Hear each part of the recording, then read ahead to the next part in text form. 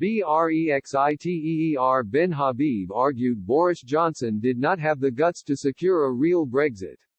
Former Brexit Party MEP Ben Habib argued Boris Johnson's Brexit bluffs had been called by the EU. While speaking on Brexit Unlocked with Martin Dobney and Belinda DeLucy, Mr. Habib said the EU could see the Prime Minister was not sticking to his word. The government's reluctance to permanently step away from the trade talks ultimately weakened the government's negotiating position, according to Mr. Habib. Ms. DeLucy said, if the government was serious about no deal or serious about even getting a good deal they would have walked away by now. So what are they doing still talking? Mr. Habib highlighted the many times Boris Johnson failed to keep his promises on deadlines. He said, they absolutely would have walked away. The negotiating mandate in February stipulated that if we don't have a deal that is pretty much done by June 30, we will walk away. At that point, in his normal bombastic way, said he was going to put a tiger in the tank of negotiations to get a deal by July.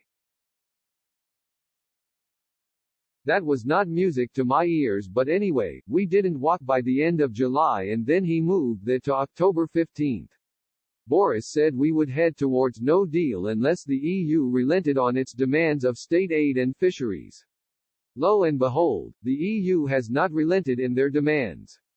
Mr. Habib also argued Boris Johnson and his government had shown they did not have the courage to satisfy Brexiteers and stick to its previous promises.